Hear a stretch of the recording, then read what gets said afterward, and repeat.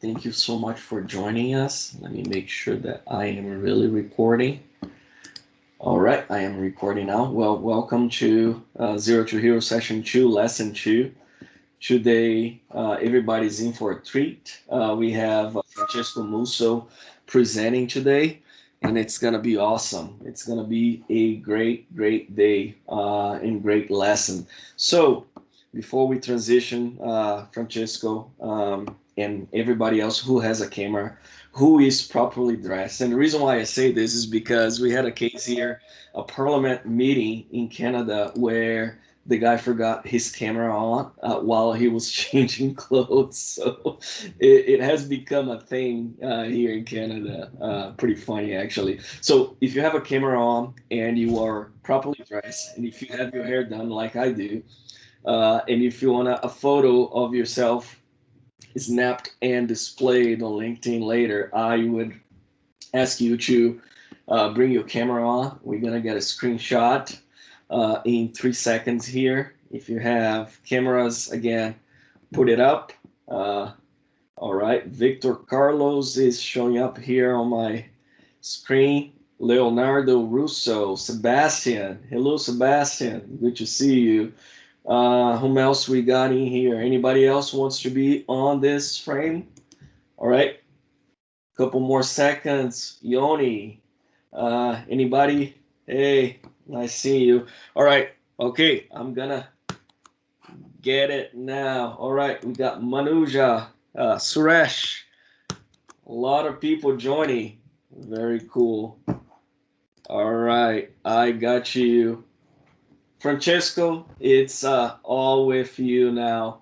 I am going to kill my camera and my mic for a second, but floor is yours. Take it away, brother.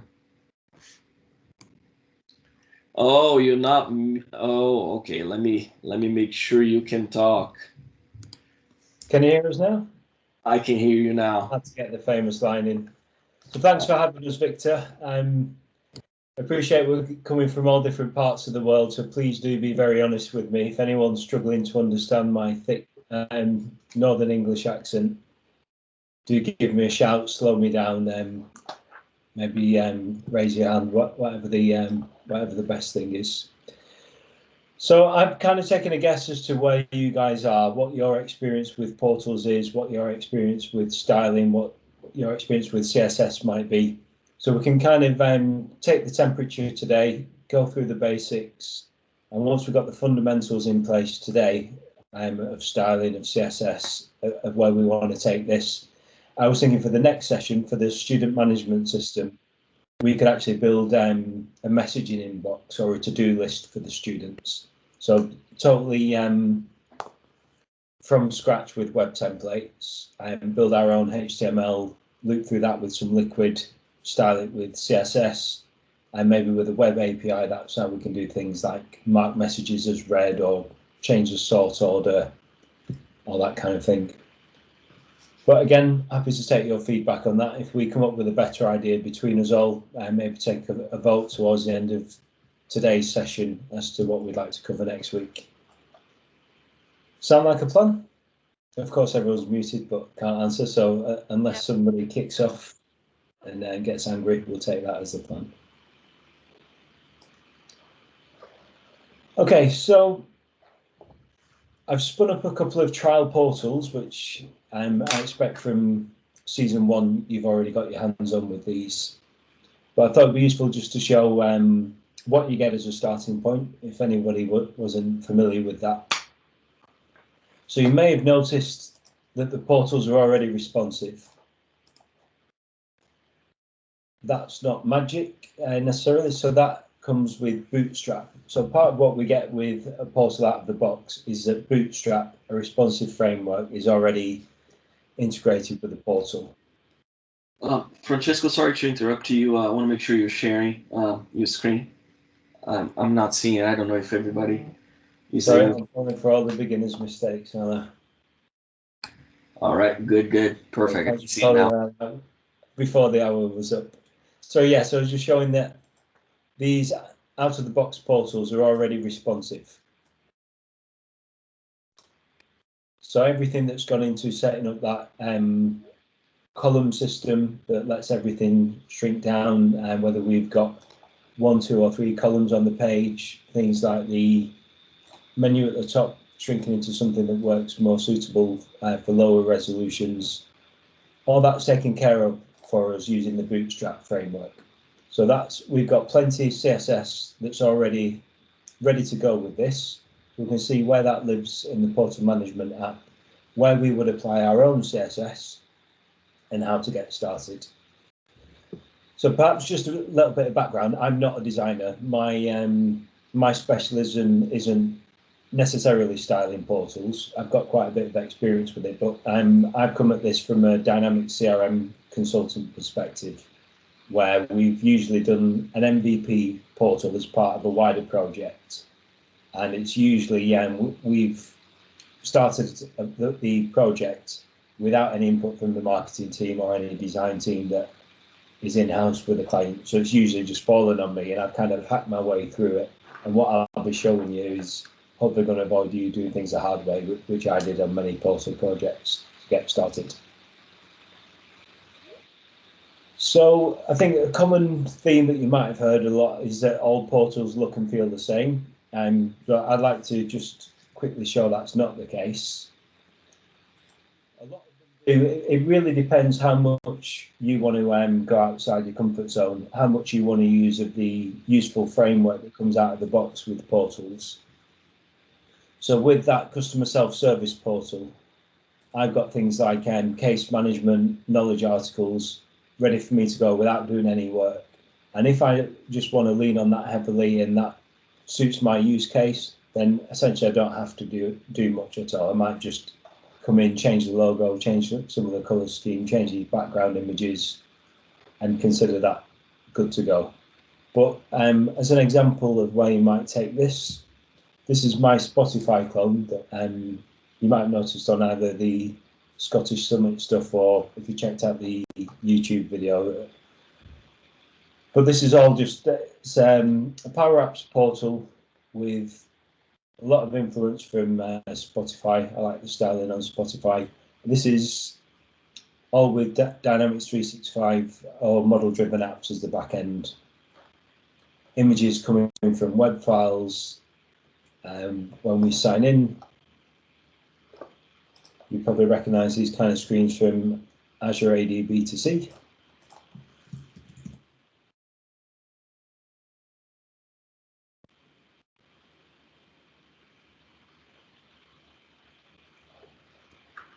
And then everything on my portal from the moment you sign in is almost entirely custom. So you might recognize things like the front-end editor that I can hover over my web links, my web link sets to edit those, but just about everything else is custom. So that's liquid as much as it is CSS. So we'll discuss some of those differences as we go through this session.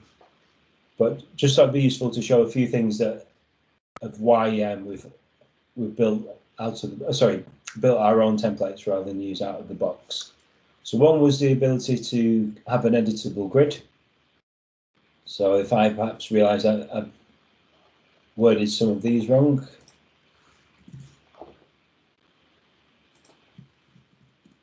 so I've got some style in there that you might notice highlights anything that I've changed. So that'll give me a heads up. It's supposed to just be a bit of visual feedback that there are some things that I'll need to update before I leave the page. Otherwise, I can hit Save Changes, and the Portal Web API will then loop through everything I've done, save the changes back to my model-driven app, and provide some feedback on screen. So if I hit Save Changes, I can see here they're currently processing, and now they're all done. And I see the changes immediately in my model-driven app. So for budget's sake, I've done all this in a model-driven app rather than Dynamics, simply because I'm paying the bills myself. The day job, it would usually be a Dynamics trial for me. So you can see that that's successfully written to the back end. So Editable Grid is one of my custom experiences. Another one being the upload a track process. So I'm logged in, as you might imagine, as a record label admin, as opposed to just a regular listener of Songify. So the idea now is I want to go through a guided process, upload a new track with some artwork, with an audio track. And what we're dealing with to start with is, this is a web form. So assuming that you've got your hands dirty with web forms already, if not, it's very much like an entity form, except we can split the process over multiple steps.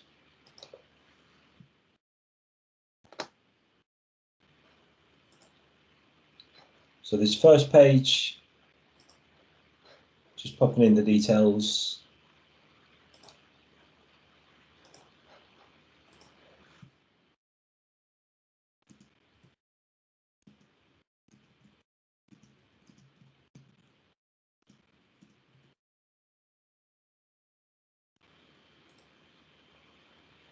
So perhaps familiar user interface. Once we've gone through that first screen, that track's created in the model-driven app, and I've got the option now to upload some media. So this is an example of what we can do with the Portal Web API, provide some custom UI. So I'm first going to choose some artwork.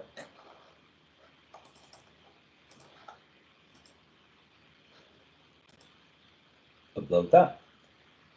So quite importantly, that's going to a specific note record in Dynamics, sorry, my model-driven app, so that I know to look for a note that has specifically got the name artwork. That's one of the benefits I've got of using the Portal Web API. Next, I'm going to choose some music. So I've just taken this sample from Wikipedia. So in a moment, with the Portal Web API, it shows me the audio player, and you'll see now that I can click to play that. The idea being that I've got some confirmation that I've uploaded the right files. So yes, it's the right image, and yes, it's the right track. So when I submit that, this custom experience, what I want to do is preview as a record label admin how that will look and feel for my customers. So when I hit submit, going to take me to a special page that is just for administrators. And I can see, for example, here's the track, here's the artwork, here's the music playable. And this example just wanted to play with a few things really. So on my trial, I tried to make it so that every page had some kind of custom challenge, something unique about that I haven't already conquered on the other pages. So on these, one example being the ability to like that track, again with the Portal Web API. So that's created me a like record within my model-driven app.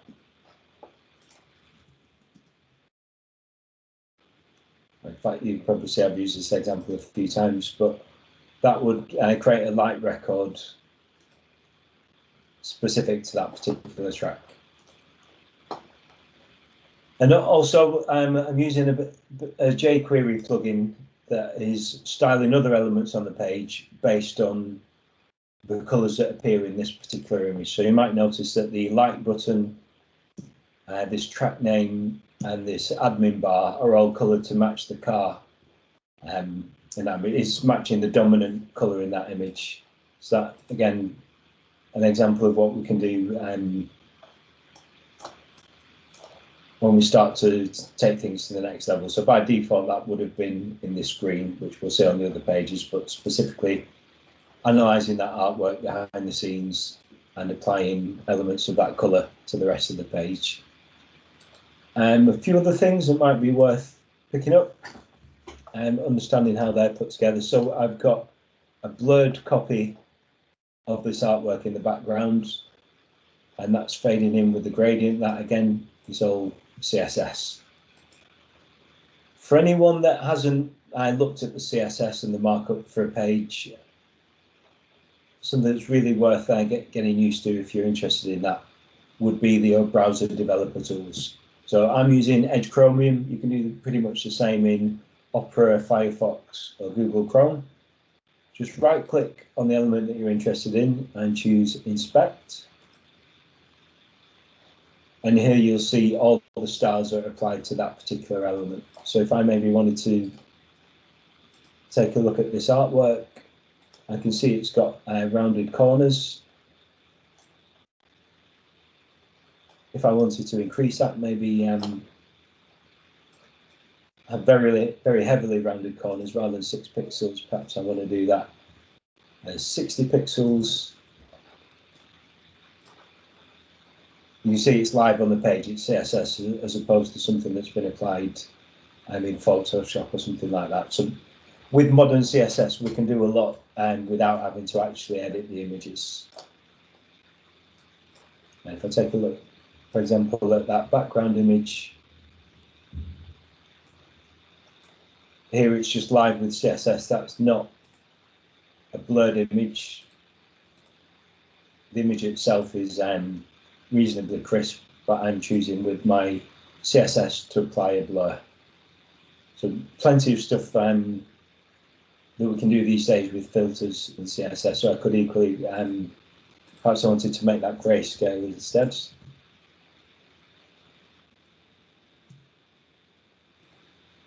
All possible to do live in the browser now, or equally within your CSS or within your web templates. So in terms of how we can make any changes to this, the CSS will live within web files in the portal management app.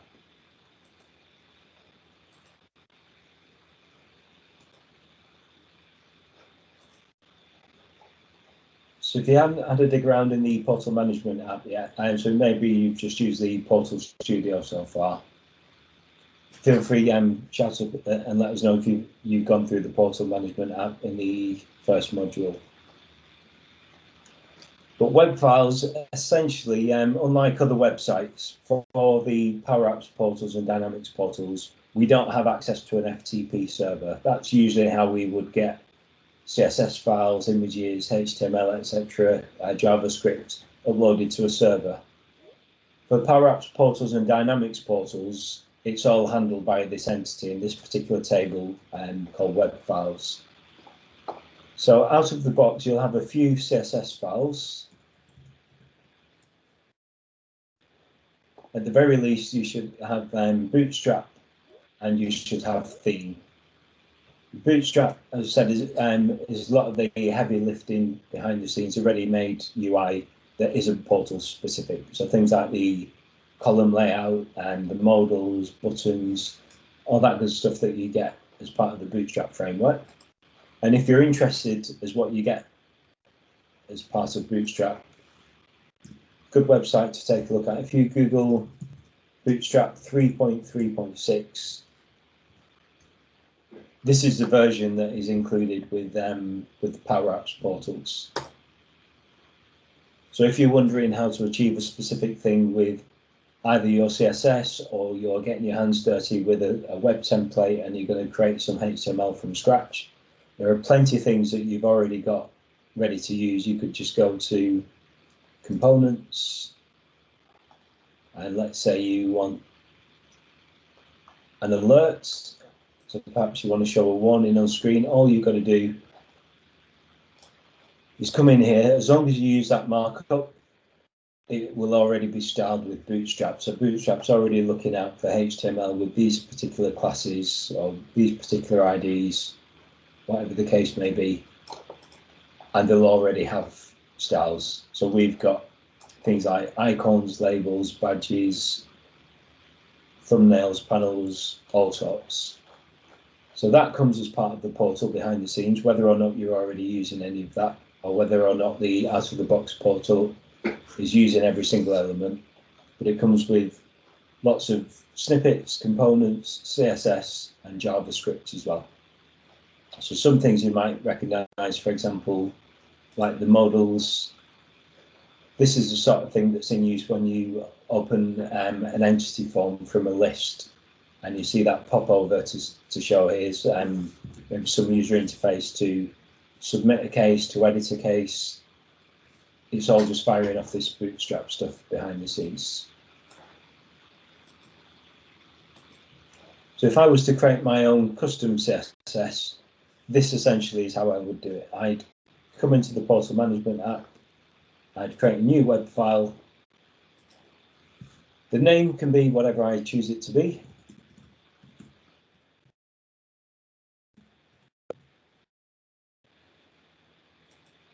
I need a partial URL as well. So this is much like when you create a web page on a portal. So this is determining if I wanted to address that directly with a URL, that's telling me it would be something like songify.powerappsportals.com/ this partial URL. So which website do I want it on? I've got multiple portals on my model-driven app. I want it on the custom portal. And which page do I want to parent it to? So if you're dealing with a big portal project, you might want to be doing something a bit cleverer and perhaps have that parented under something like assets or CSS or whatever your information architecture suggests. For this simple project, I'm just going to have it parented to home.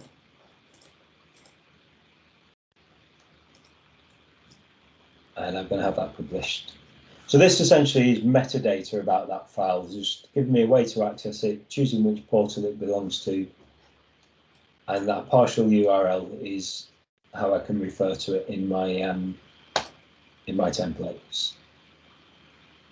So by default, anything at all that is a parent of the home page will apply to every single page on the portal. So when I upload Songify CSS.css, that's going to apply to every single page on my portal. If instead I wanted specific CSS just for one area of the website, maybe everything that lives under the playlists web page, then I would parent the CSS to that other page. And then in terms of how we actually attach the CSS, that's a matter of going to the Notes tab, and it's just as per any other note within Dynamics or model-driven apps. Hit the attach icon and go grab some CSS.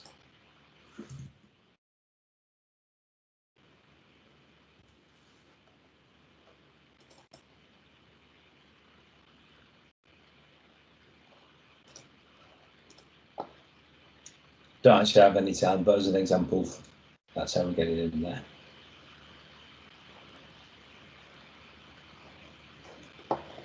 And then, like with many things that you apply in the back end, unless you clear the cache of the portal, so either by clicking Browse Website from Portal Design Studio or by coming into this page, clear the cache, and then it would be visible through the portal.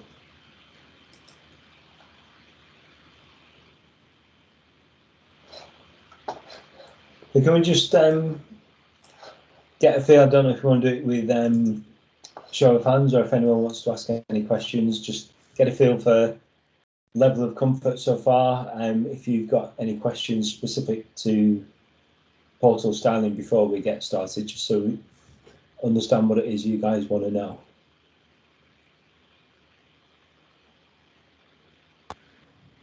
Yeah, I don't see any questions so far, Francesco. I think, yeah, we can move forward. I'll watch the chat here. If anybody has questions, I mean, you can click the raise button or just send a comment and we can. Okay, cool. Thank you. Right, so probably useful. Let's take a look at some CSS for anyone that hasn't seen this before. So CSS is going to be made up of a selector. So you're choosing what it is about the content that's on the page that you want to style.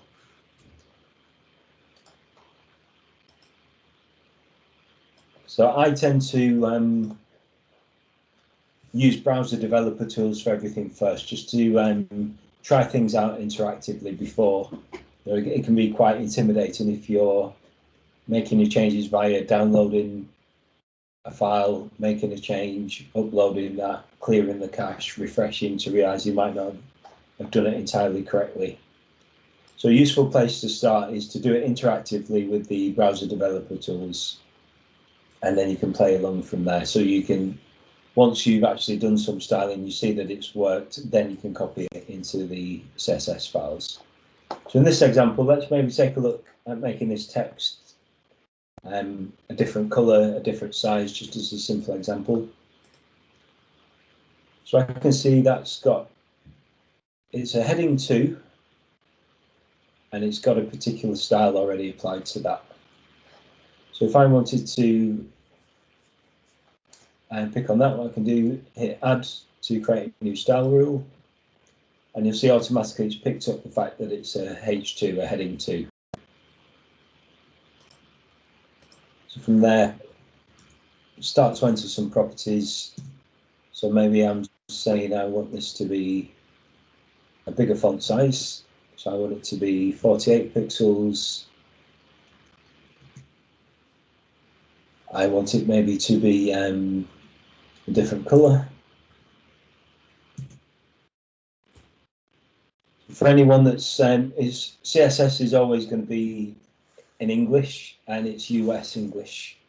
So for example, I've got to get used to the fact that it's color without a U, spelled the American way, US English. But perhaps I want to make that a grey.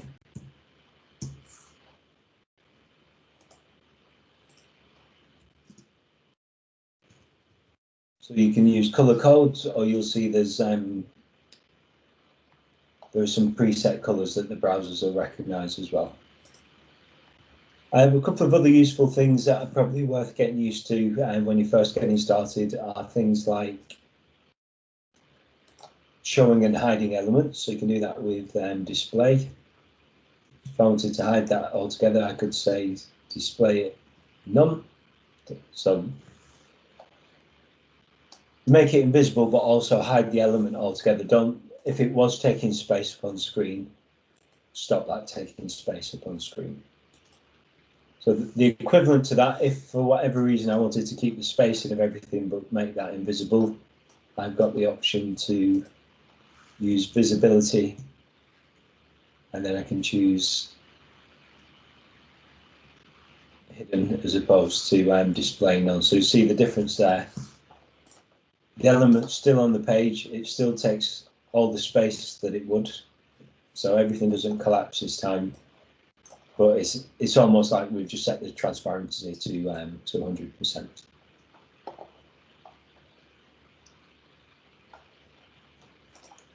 So you see that's quite a user-friendly way to get started. If you're not sure what the CSS code is for something, or what selector you should use, so remember the selector is the rule basically, but which elements should this style apply to?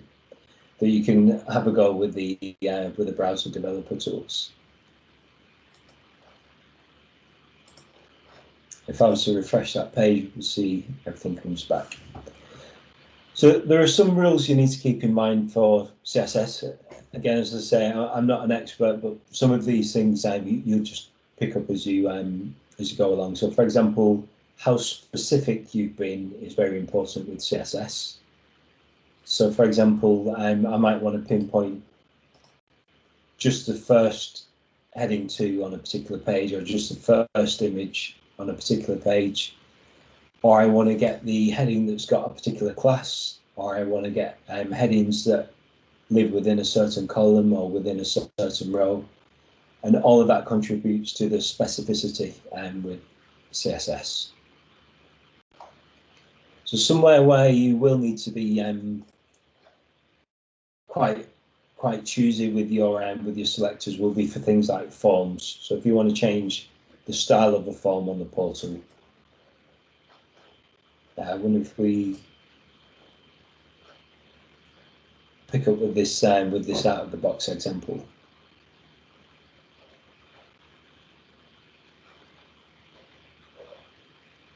In fact, I don't think I have a contact yet, so I'll just quickly set that up and register for the portal.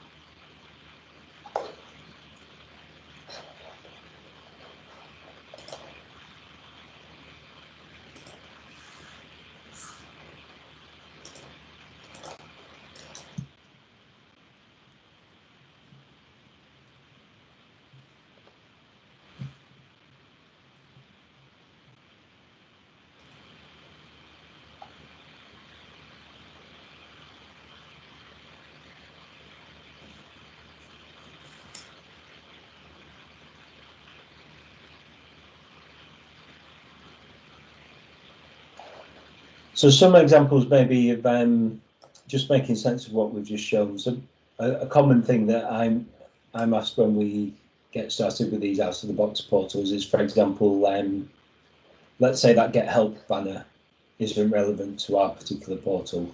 One way to get rid of that is to simply hide it with CSS. So I've opened the browser developer tools. I'm going to click this icon to select an element that's on the page. So that means I can simply click on something that I want to hide. Oh, sorry, that I want to select. In this case, it's to hide. And I can see it's written all that selected for me. So if I want to apply some styles, particularly to that banner of all banners, or that element, here is how I would do it. So anything that I want to override, I can do it here. So perhaps that blue isn't in line with my company branding, and I want that to be red to fit in with the rest of the portal. I can simply change that to say I want to use a background of red. Not very pretty, so perhaps I want to have some transparency on that as well. So the opacity, take that down maybe from 0.8 to 0.5 or 0.6 maybe. So you'll see these kind of changes are super quick to make. It's just a matter, usually, but my way of working, as I say, is I'll do it interactively in the browser developer tools first. And then when I'm happy that that's what I want, I would copy that out into a CSS file, which you can just do with any text editor, and upload that to the portal. Likewise, I could choose, for example, to just turn off the color if I want that photographic background, if that fits better with my design, my company branding. Or, as I said, we could hide that altogether. So that would be a matter, like we saw before, of saying we want it to display none.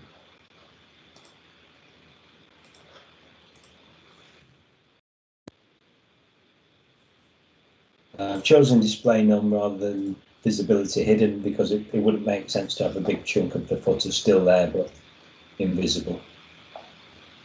Okay, so you see that we can achieve a lot very quickly there. So let's say also to bring this to match my company branding, maybe we want all the buttons in a particular color. So perhaps the next thing I want to do is to set some custom colors for those. Maybe go back to the Spotify example, pick up this color maybe.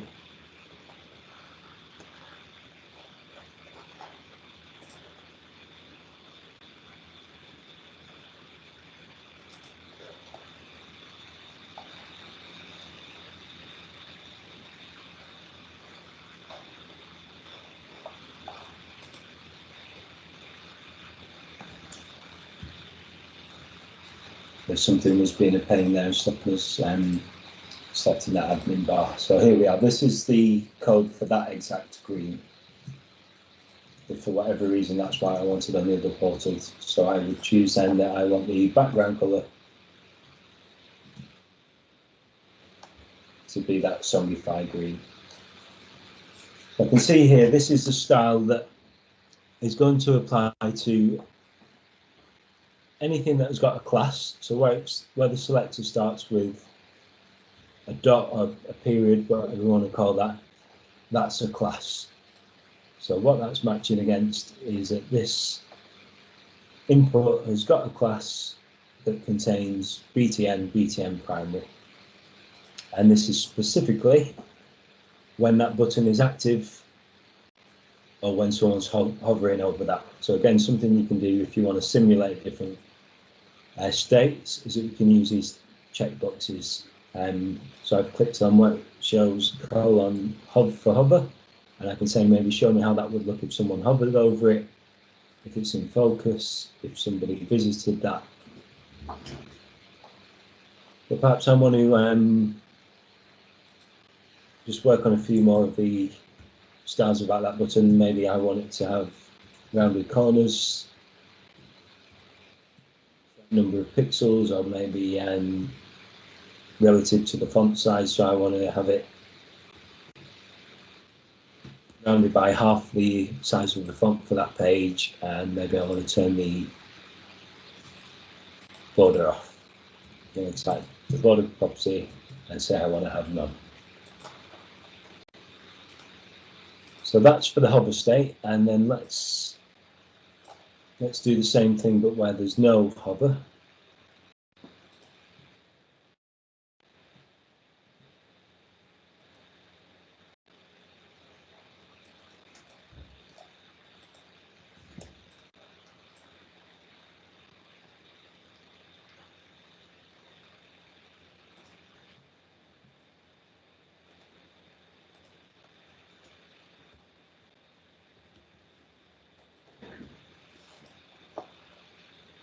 So there we go. There are some examples of what we can do with CSS for styling out of the box elements.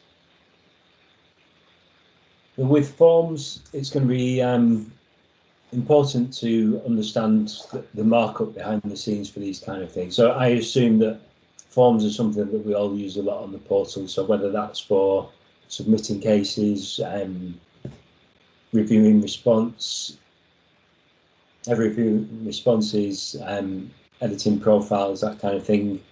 So whether that's an entity form, which I'm trying to get used to the new terminology, is called a basic form now, or that's an advanced form, which was previously known as a web form, they've all got quite particular markup. And by markup, I mean the HTML that's in the web template for this. So if I wanted to style a text field, for example, what I've done there is just open the browser developer tools. I'm picking on an item that I want, and I can see that for a text field on an entity form, that I've got a section which is represented as a table. Within that, I've got some column groups. I've got the body of the table with a number of rows and table divisions, table cells, essentially for each field. So if, for example, I wanted to hide a specific field, I can do is say that I want to get that table division, that table cell, and hide that. So often I do that in conjunction with JavaScript.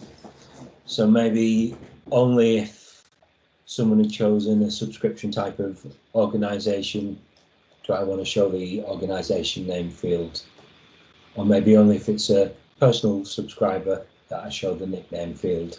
So lots of the same things that we do with CSS, these same selectors, we could also use in jQuery if we're adding some interactivity.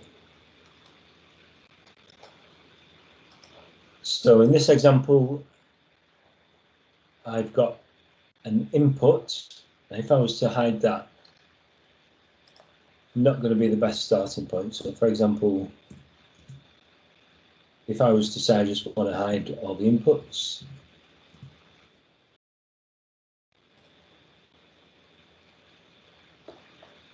what that would do is hide every single input on the screen. So in other words, hide the form elements, which seems as this is where the specificity comes into things. So because there is something more specific than just input, that's overriding my more basic style.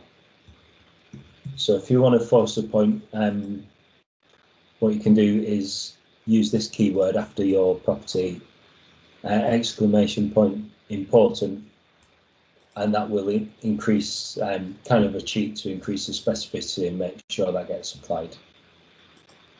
But what I'm getting at is I probably want to do something more specific. So I specifically want to hide the nickname field rather than every text input field. So I could cheat and use my inspector. So I can see there, in fact, if I add a style, that this has got an ID that matches that, the name of that field in the Dynamics config and the model-driven app config. So what this one means is the HTML input that has got an ID of nickname. So for the out-of-the-box basic forms and advanced forms, you'll see behind the scenes we have the logical name for that field in the ID attribute. So now I can do things specifically to that nickname field, like, for example, hide that. Or if I wanted to, I could maybe change another property, like change the border of that, and maybe want thick border on that. I want the border colors to be red.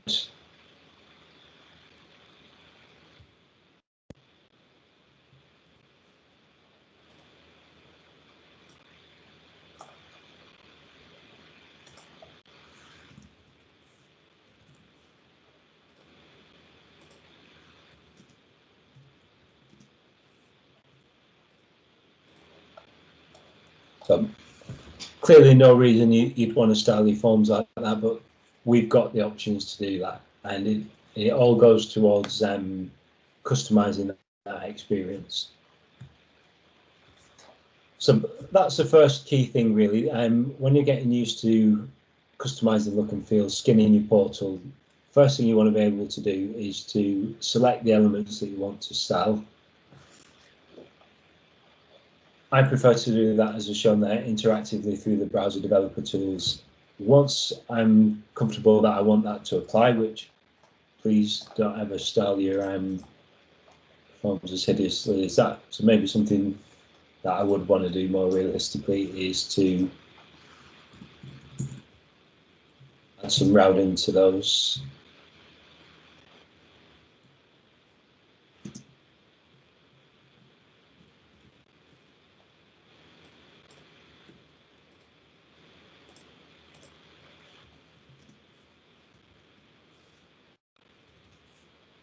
Really tight. Yeah, so I'd maybe add some gradients to that, shadows, whatever the case may be. And when I'm happy that that's what I want to get applied in the CSS, what I would do is just pop that into a text file. I'll use Visual Studio Code, but could be anything, could be Notepad, whatever you're comfortable with. I'll admit I can't achieve much without syntax highlighting, so I like to use something like Visual Studio Code or Notepad++. A very simple example, that's what I want to apply with my custom CSS.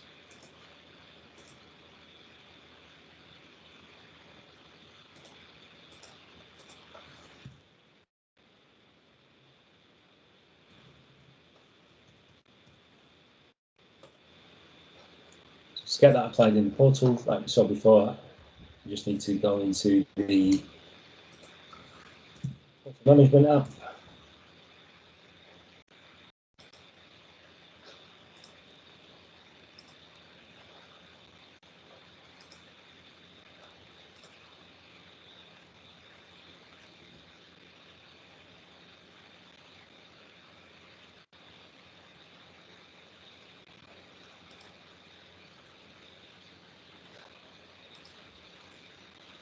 Look for that file we created.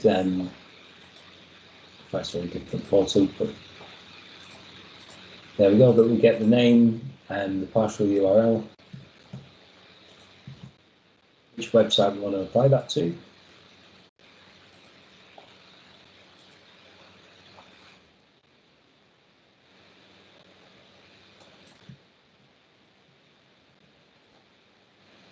Something strange going on with my copy and pasting.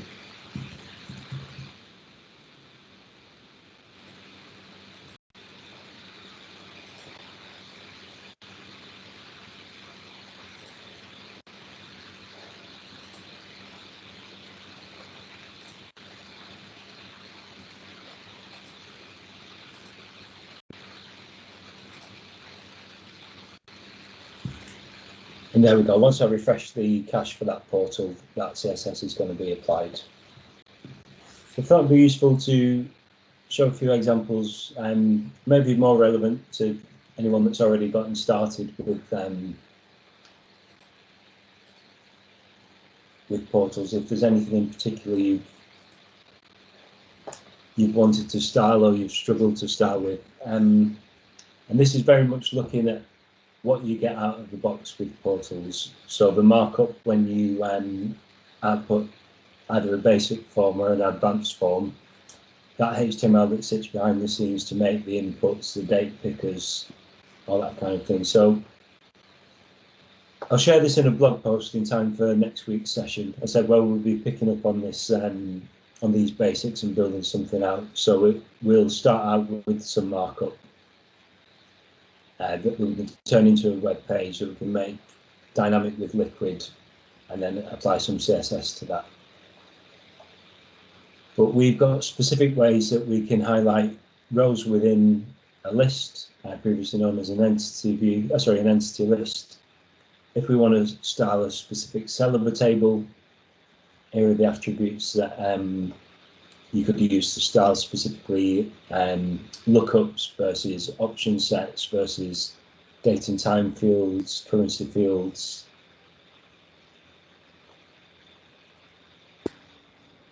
This is really awesome, Francesco. I mean, the selectors themselves will save a lot of time and headache, you know, trying to discover how to use or how to select a field. So this is good.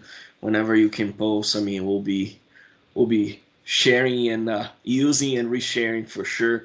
I got a question for you. This is personal, all right? Sure. If we are starting fresh on branding, is there like a website that you usually go to, or if someone is looking to buy a template for a company or build a template for a company, how would they start? I mean, is there a website that we can buy templates to? I know Portals is Bootstrap ready, Bootstrap 3x ready, but I mean, there are lots of vendors that claim to be Bootstrap ready, and then when you buy the template, you find yourself in trouble trying to bring all the assets into Portals, you know, uploading files, so on and so forth. I mean, what do you usually use?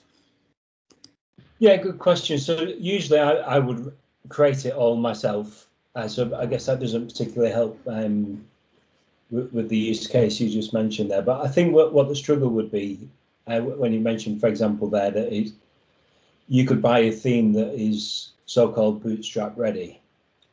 One of the problems is that it's going to be dependent on the HTML that's there on the page. And that HTML isn't necessarily going to exist on your portal. So let's say, yeah, you can have this cool looking dashboard, but it requires that these divs exist on the page in this particular order with these classes or these IDs. And you don't have that markup because you've got whatever comes in the web templates for your portal.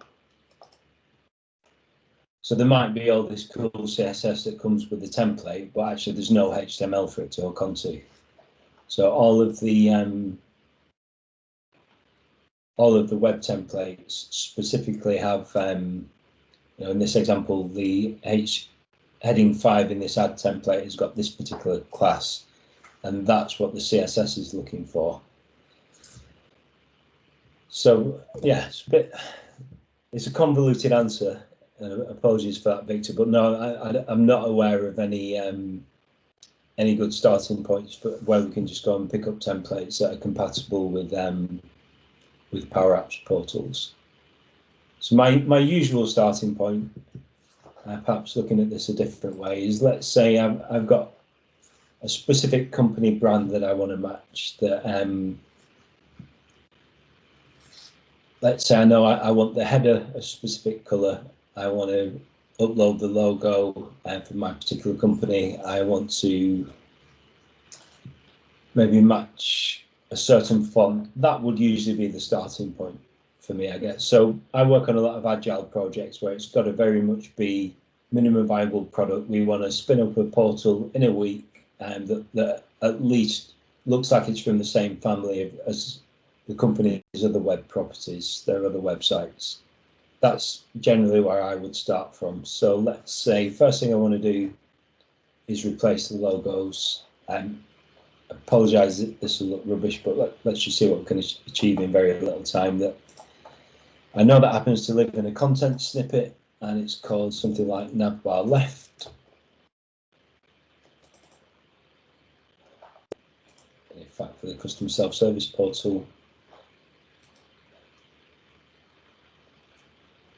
that's my starting point, that I can maybe just say I want this to be my company customer flow.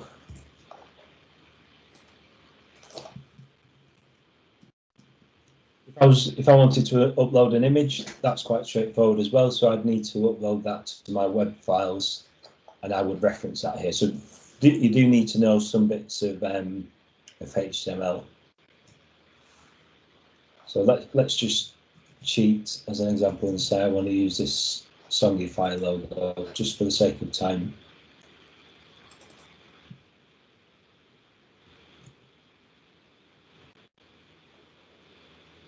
But just as an example, I could say I want an image, and the source of this image is that one that I just pinched from the other website.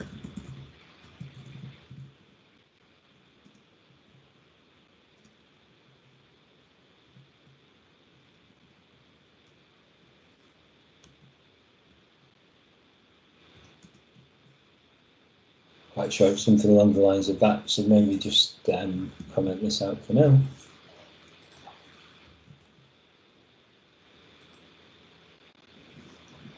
And let's see what else is there about that portal. So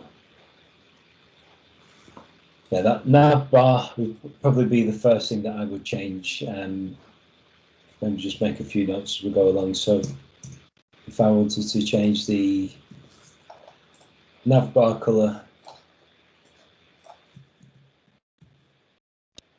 write this up in time for next week as well, just for if you guys want to be having a go at styling your own portals that come with those out of the box theme. So the nav bar, the sub footer, which they call footer top,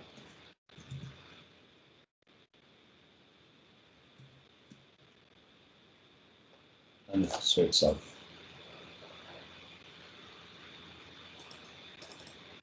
Which they call footer bottom. Maybe between those and the body of the page, maybe those colours and having the logo are probably going to be your highest impact, quickest changes that we can make. So I can see that's a style applied to the body. So if, for example, I wanted that as a mid-grey rather than a white, then that's maybe something that I could do.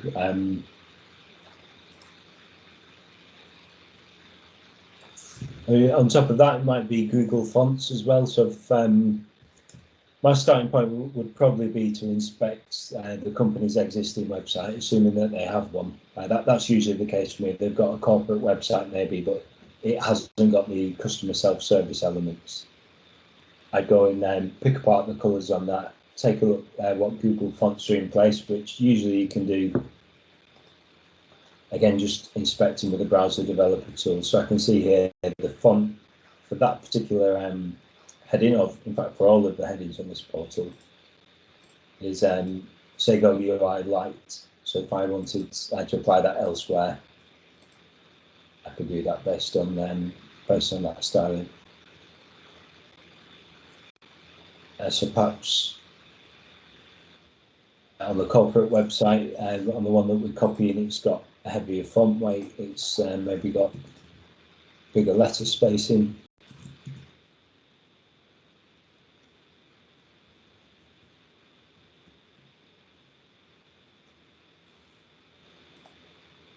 So that would be my my starting point. So the things you get in, I guess, your biggest bang for your buck for, you know, if you've got, let's say, an hour to make the biggest change to make that fit your company's branding, they would be the things. So updating that nav bar left content snippet to put your company name in there or your company image. Applying the colours to those specific areas. So let's maybe just see those as well. So the nav bar,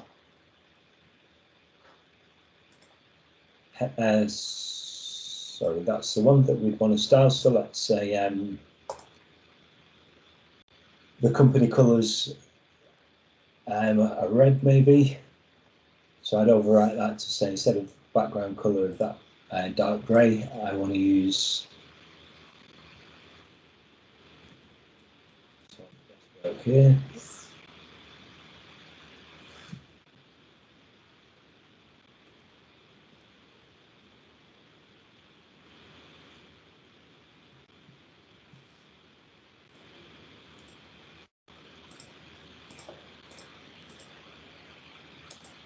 So yeah, assuming that's our company's branding, that by the time I've applied that background colour to the nav bar, maybe the headings to match.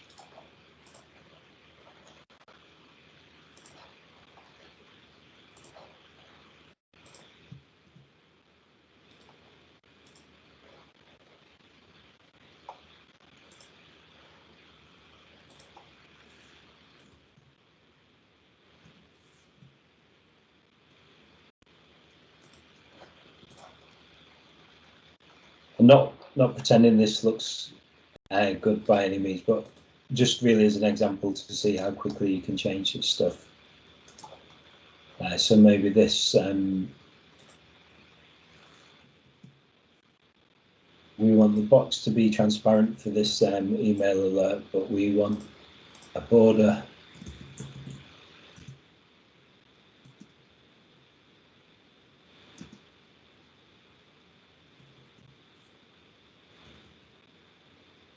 I see your point. So essentially you work piece by piece to match the company profile. Yeah, somebody had a comment here. They really loved the editable grid that you put in place. I assume you use Web API for the implementation. So yeah, we'll see. I think we'll see some more next week. Yeah, I'm happy to show more next week. But also, if it's any use, there's only I guess so much we can show in the 50-minute session. But happy to share the code for those. If you wanted to lift and shift that and use it on your own portal, it'd really just be a matter of changing which entities are in use. I assume you wouldn't have things like a track, an artist, or those kind of things. All right, that would be cool. I think we are pretty much close to the top of the hour. Anything else you want to add before we leave a little space for more Q&A? I don't know if folks have additional questions. Maybe share more information about yourself, your blog, how people can find you, and go from there. I mean, the space is yours, Francesco. Okay, cool. Well, yeah, so you'll catch me here at the same time next week where we've got an actual practical project where we'll start to see this stuff being applied. If you want to have a read up on things like the Web API, on Liquid, quite a bit on my website over at francomusso.com.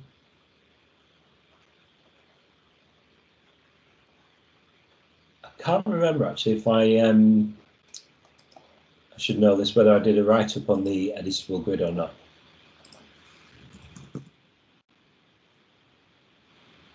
So yeah, I at least did something on how to provide that visual feedback.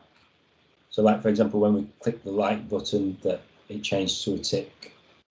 When I uploaded an image, that it displayed that image as feedback rather than, so that the Portal Web API just is hidden behind the scenes. Essentially, you don't know as an end user that anything has happened unless you specifically code that in. And then there's that example with the editable grid.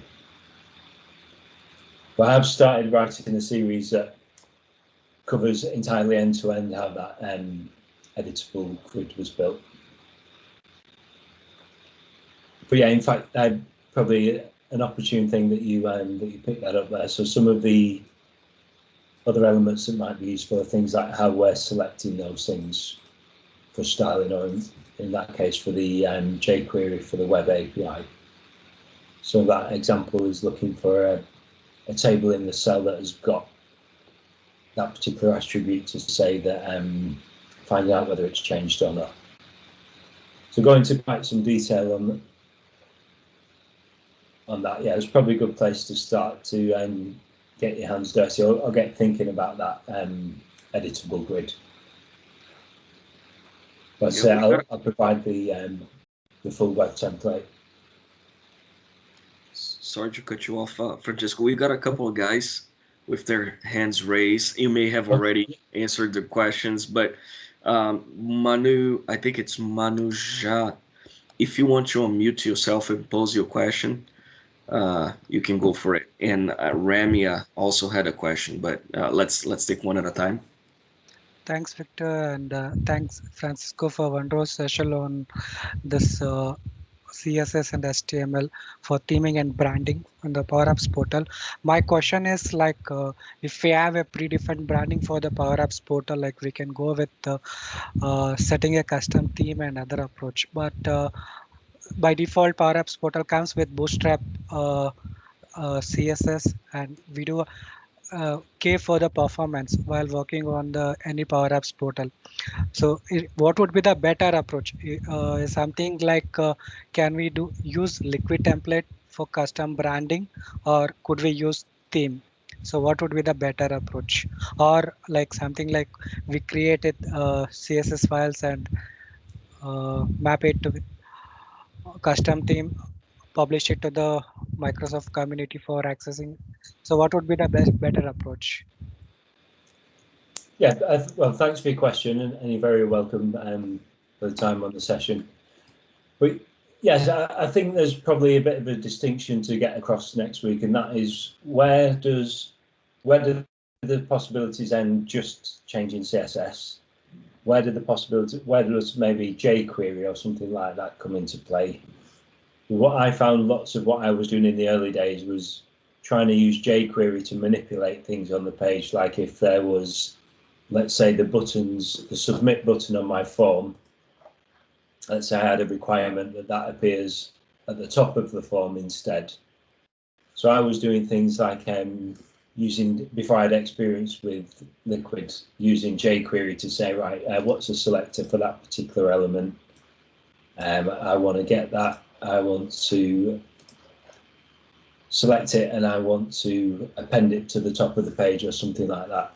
So you reach these limitations that basically what I want to get around, what I want to change is I don't want my form laid out that way, as an example. That's in a large part where my introduction to Liquid came. So it was using web templates to have total control over what's that underlying structure.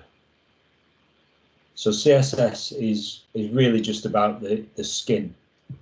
Whereas if we're looking at what is a page made up of, what headings does it include, what files do we want to include in there? So this, for example, required a Liquid template. So there wasn't something out of the box that already said, show thumbnails, pull these from note attachments in Dynamics, display them as a grid, show these particular options. So that's an example of where a web template and Liquid came into play, that I wanted to do some fetch XML queries to retrieve those artwork images, to retrieve the tracks, to lay them out in that particular grid. So Liquid essentially got me as far as this. So it gives me the markup that I can start to style with CSS. So CSS would have got me nowhere on its own, really. So all of those images, as I said, are note attachments in Dynamics. So I'd need without Liquid, I'd have no dynamic way of saying go and retrieve these things.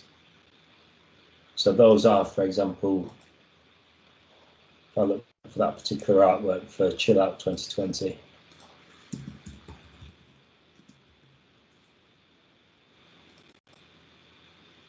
What that's saying is go and find this note attachment that has got the name of artwork and print that out on the page. Sorry, not print that out, but display that as a page.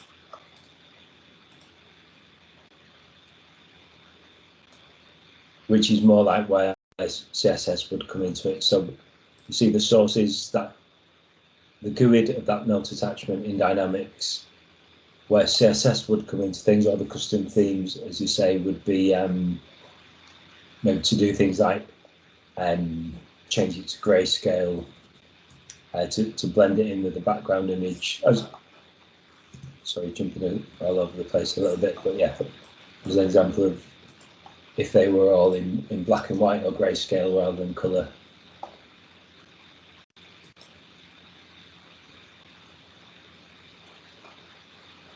So I think the sorry, in answer to the question, I think the best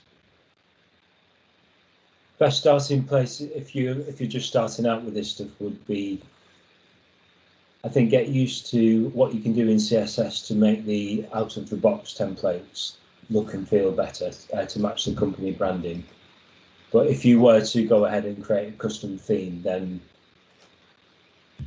I think starting with web templates first with Liquid would be the best, because then you're not fighting with the underlying HTML.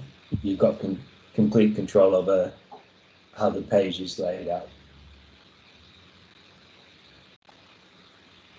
I thought this might be useful to show as well, just another example quickly of the web API. This is a like button that I built with that. So if I,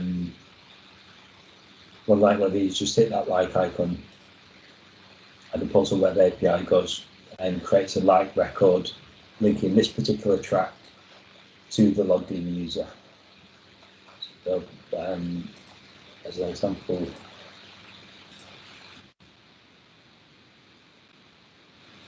so the reason I show that is that also requires Liquid. So I can see here's that like record that was just created, but that's required the fact that I needed a way to highlight which particular track that like button belongs to. So as part of my custom markup with Liquid, you'll see I've left myself some clues behind the scenes, so I can see that this particular row is called Diggs's Dinners. This is the GUID of the track. This is the user's name, so that I've got all the ingredients that I need for creating that like record. So for setting the lookup fields, for setting the name, all of that has to exist in my web template, otherwise it just wouldn't work.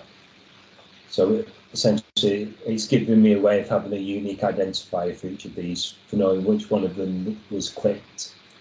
And when I reload the page, you'll see it's got different styling based on which ones I've already liked versus which ones this user is yet to like.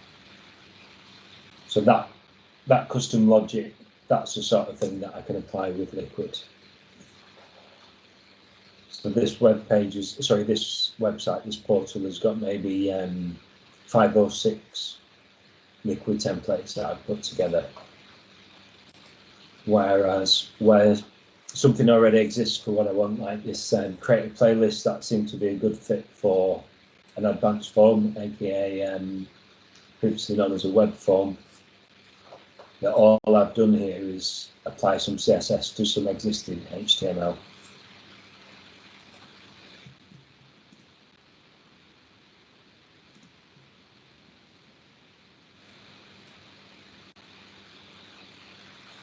So there seemed to be a good fit for what I wanted. That I've already got the form fields, the grids, the buttons, so it made more sense to start looking at applying CSS to what exists rather than have to build that custom with Liquid, think about the JavaScript, the validation and all that stuff. Might as well use those helpful starting points. And does that help answer the question?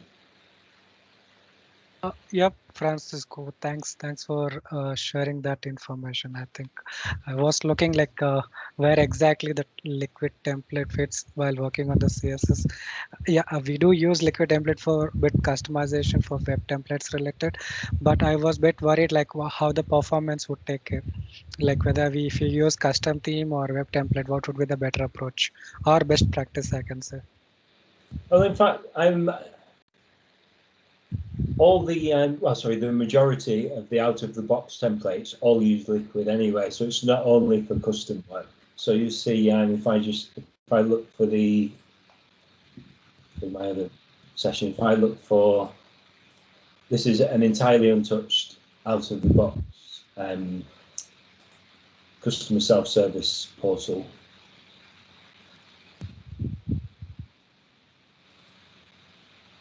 Everything's created using Liquid anyway, so essentially there's no difference in performance between a Liquid template and the out-of-the-box. So if you're applying a custom theme, it's likely to be just CSS. It's not going to change those underlying records. So I think the only issues you might face with Liquid and performance is just if you design a highly custom page that you say, I want to print out 50,000 records every time someone opens this page, and I want to show a list of related records and images, etc. for every one of those records. It's really just how much you include on the page that is going to impact the performance. Yeah, I got it. Thanks. In fact, to that end, it's covered on the YouTube video that Victor put as prep for the session. But what might also be interesting in is if you were interested in using lots of images on your portal, like what I did with that Songify portal, is I actually set up a Power Automate flow to shrink the images. So if we were looking at something like that, Best of Oasis playlist, you'll see the thumbnail for the tracks are absolutely tiny, so it didn't seem to make any sense to let someone, for example, upload a 10 megapixel file and then me shrink it to something tiny like 80 pixels by 80 pixels. So as part of this end-to-end solution, what I did was listen out for those images being uploaded and then automatically create a copy of them using Encoding's APIs and shrinking that down to 80 pixels. So if I need to show the image at a large size, then I'll use the full res version, like maybe for the background image. But if it's just for something tiny like that thumbnail, then I'll smush it right down.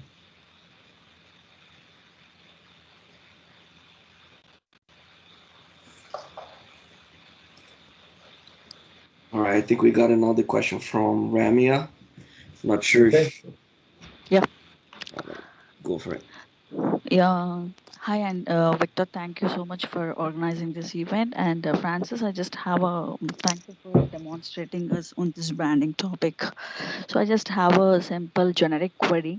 So when we write a CSS or the simple client side scriptings, so usually we will face like some scriptings are compatible with certain browsers and some are not compatible with certain browsers. So do we have any easiest approach to find out the compatibility, like a compatibility checker? Yeah, but very Easiest good. possible. So yeah. I would stick to CSS3 first of all, but I think I'm going back some time now to when I was first learning, but I used to, let's check if it still exists.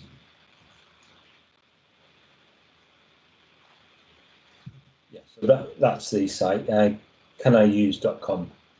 So let's say you wanted to, let's say that border radius is an example.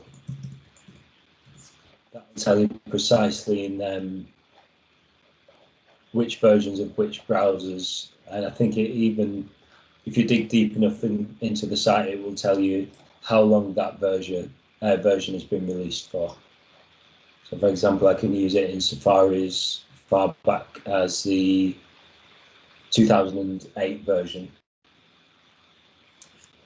for that particular example, or likewise if we're going for filters, like when I did the grayscale or the blur and things like that, you'll see that was a more recent version, and that's from browser versions, let's say for Chrome, from 2016 onwards. But very good point that you raised. So let's say if you knew that part of your user base are still heavy users of Internet Explorer, then that would say, maybe shy away from the more modern tools within CSS3 and stick to basics like font sizes, colors, that kind of thing, maybe over shadows or anything like that.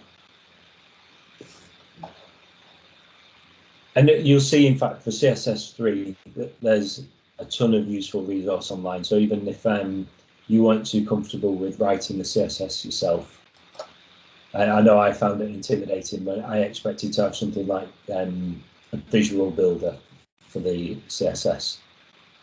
But there's plenty of things. If you look for example, CSS3 generator, or specifically maybe a shadow or a gradient you're looking for, maybe you could go for CSS3 shadow generator.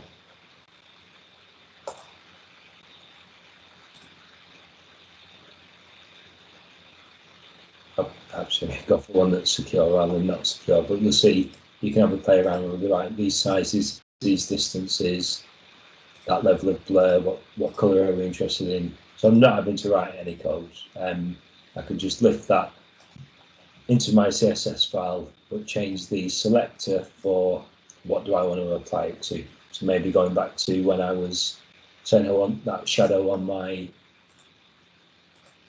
I always end up doing horrible examples in the demos. But yeah, if I want that applying to my form fields, that I'd maybe just copy that over and change it to the input.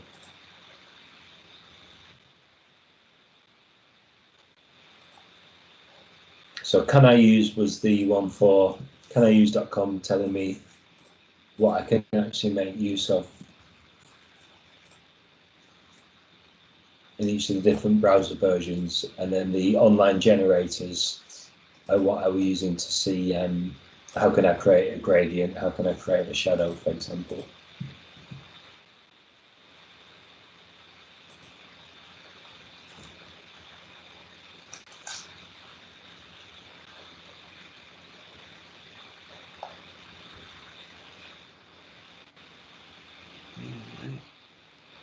That all make sense?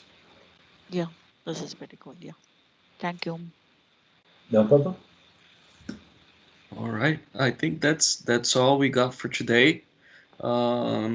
Next week, Francesco is back with us. It's gonna go on as I perceived, a little bit more of a deep dive on these concepts. Yeah, so for that student management system, we're going to look to build an inbox, so we can see error messages that have come into that student. So we'll start with some HTML, look at converting that into liquid, and then how we can start that with CSS. And time permitting, we'll, as I said, have something like a mark and spread button that we can apply using the Portal Web API. Awesome. Yeah, I'm already excited about it. Should Cool. we just continue 2 more hours? I'm joking. Yeah, let's connect. I mean, folks in the call, feel free to share this with your friends.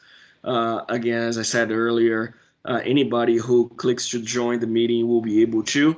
But for more information about where we are going, how to download materials, I'd say go ahead and register.